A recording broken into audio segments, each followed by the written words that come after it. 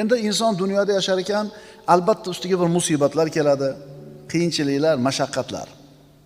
Mana shunday holatda inson o'zini yo'qotib qo'yadi, iztirobga tushadi, dovdirab qoladi.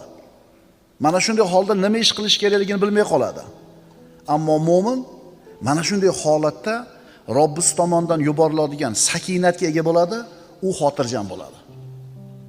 Mana shunday bir mashaqqat, qo'rquv, xavotir, vahima kelgan paytda mu'min banda Allohga qanchalar yaqin bo'lsa, islomida, iymonida qanchalar mustaqim bo'lsa, taqvosida qanchalar mustahkam bo'ladigan bo'lsa, shunga yarasha Alloh taolo unga sakinatni tushiradi.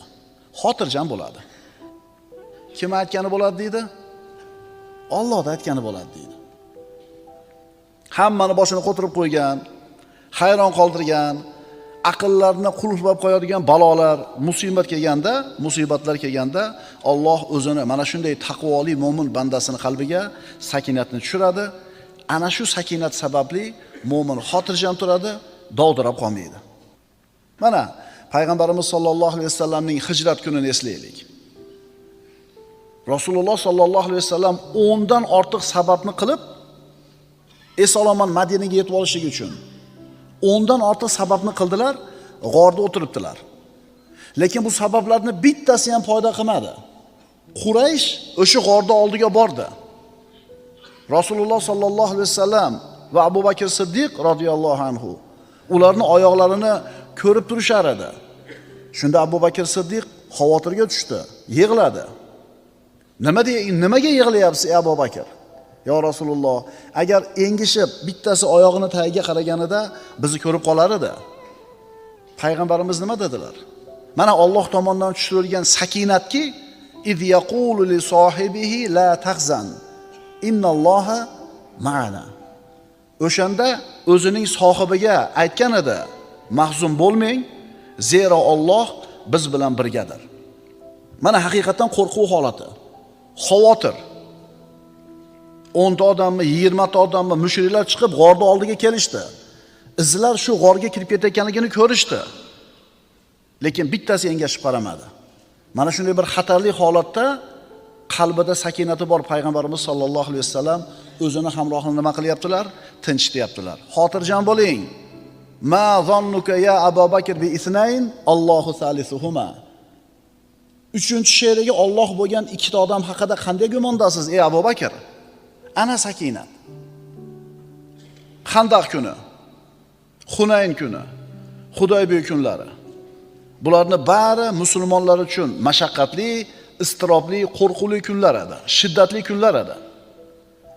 Alloh hammamizni o'zini ofiyatda saqlasin, lekin bandamiz boshimizda har xil kunlar bor. Mabodo mana shunday bir mashaqqatli, qo'rquvli kunlar kelib qoladigan bo'lsa, agar biz mo'min bo'ladigan bo'lsak, chinakam mo'min bo'ladigan bo'lsak, Alloh tomonidan albatta sakinat keladi. Qalbimiz xotirjam bo'ladi. Birodarlar, biz namoz haqidagi ilmni bir o'rganamiz, bo'ldi. U o'zgarmaydigan ilm. Sarf, nahv, arab tili grammatikasini o'rganamiz, bo'ldi. Qiyomatgacha bir xil turadi. Ro'zani fiqhini o'rgandik, zakotni fiqhini o'rgandik, tamom. Bu o'zgarmay bir xil turadi. Ammo birodarlar, nafs tarbiyasi, qalb tarbiyasining ilmi juda ham muhim. Chunki qalb bir xil turmaydi hech qachon. Doim nima bo'lib turadi? O'zgarib turadi. O'zichi bu nafs tarbiyasi bilan, qalb tarbiyasi bilan jiddiy shug'ullanaman degan odamga juda ham oson retsepti bor. Nafs xohlayotgan narsani qilmaysiz, xohlamayotgan narsani qildirasiz. Bo'ldi. Nafs nima deyapti hozir? 8 rakatdan keyin. Ha, endi bunday kekirtadan shunday ushlasangiz, o'lib qolmaydi. Bir joyi uzilib tushmaydi. Endi o'sha kekirtadan usholmagan, nafsini gapiga kirgan odam shattirib chiqib ketaveradi. Lekin urushmayapmiz. Kelganlarga rahmat, 8 rakatga bo'lsa ham. Kecha ham aytdim bu narsani. Faqat endi o'sha 8 rakatga loyiq ekansizlar, u yog'iga tura olmayapsizlar. Endi 20 rakat turganlar shunga loyiq bo'lganligi uchun turibmiz emas. Yo'q, Alloh bizni shu yerga turgizib qo'yapti. Alloh shu yerda turadigan quvvatni beryapti, sakinatni beryapti turibmiz. Tushundinglarmi ukalar? Nafsni tarbiyasini formulasi juda ham oson. Agar ikki og'iz gap bilan gapirish kerak bo'lsa, u xohlayotgan ishni qilmaysiz, xohlamayotgan ishga majbur qilasiz. Bo'ldi. Bir kun qiylanasiz, 2 kun olishasiz nafsingiz bilan, 3 kun olishasiz shaytoningiz bilan, keyin nafs ko'nikib qoladi. To'g'rimi, sigaretni tashlagan akalar? 3 kun 4 kun qiylangansizlar, keyin nima bo'ldi? Ana shu sakinat birodarlar. Bizni Allohga bo'lgan iymonimiz, ixlosimiz va istiqomamizga bog'liq bo'ladi. Shuni unutmaslik kerak. Qanchalar Alloh yaxshi ko'rgan taqvoli banda bo'lasiz, shu sakinat shuncha ko'proq tushadi sizga. U sakinat kimga beriladi? Rohatli, yengil, oson kunlarida Allohni tanigan mo'minlarga.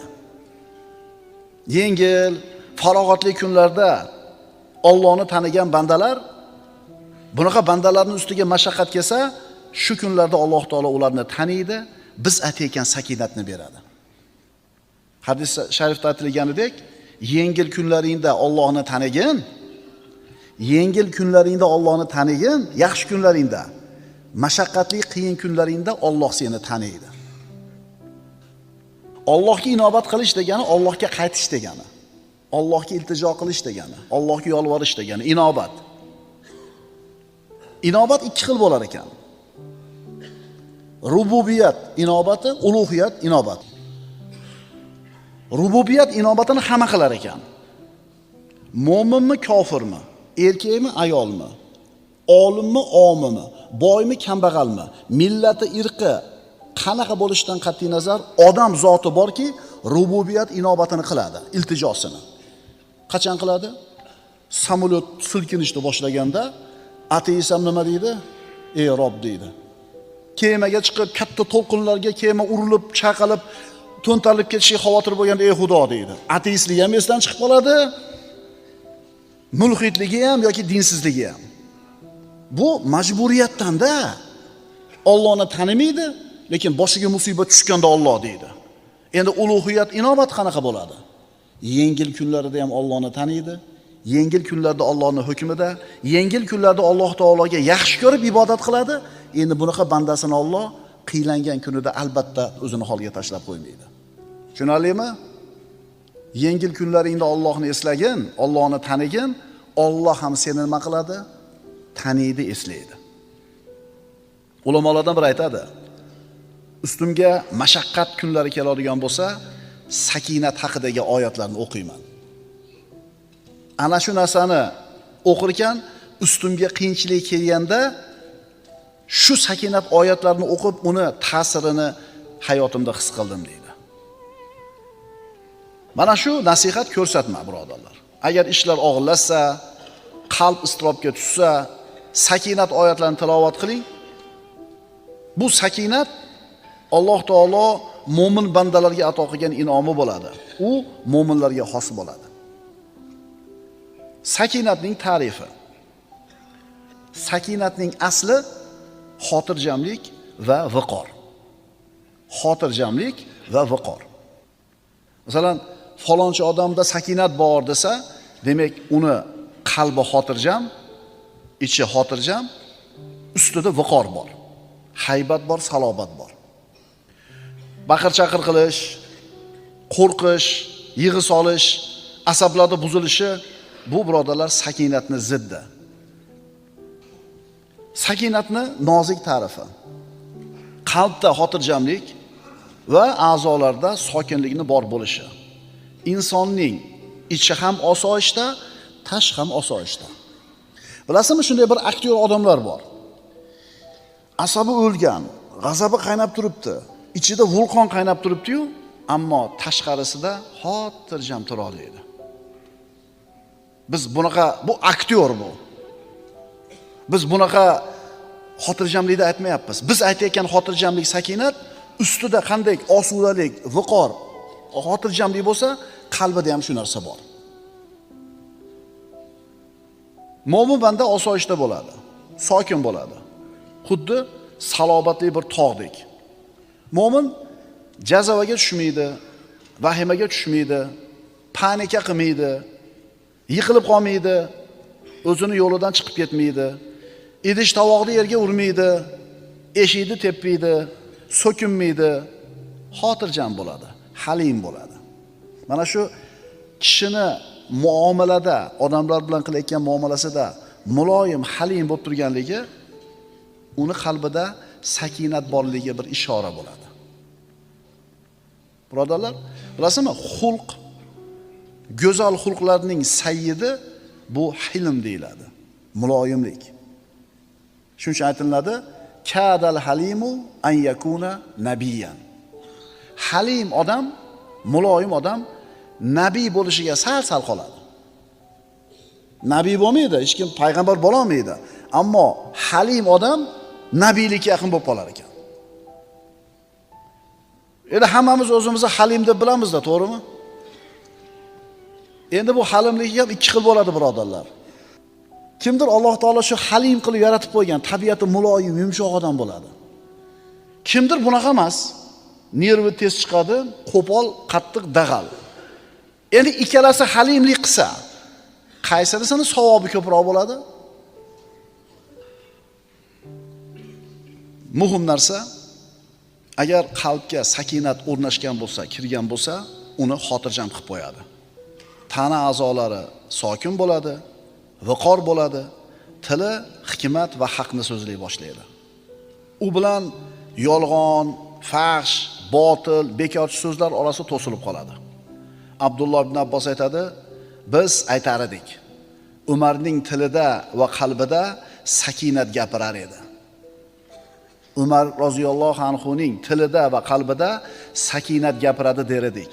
Ya'ni qalbidagi sakinat uni tilini va qalbini gapirtirar edi. Birodarlar, sakinat nima desa, samarasiga qarab turib bilib olishimiz kerak bo'ladi. Sakinatning samarasi qalbdagi rozilik, ishonch, qalbdagi osoyishtalik, tabiatdagi bosiqlik. Vallohi mo'min banda agar Allohga yaqin bo'lsa, agar Alloh unga sakinatni bergan bo'lsa, uni qalbida shunday bir xotirjamlik bor bo'ladiki, agar xavotir, qo'rquvda turgan butun bir shahar ahliga tarqatsa, mana shu undagi sakinatni hammasini xotirjam qilib qo'yadi. Mana shular sakinatni ochiq ko'rinib turgan mevalari.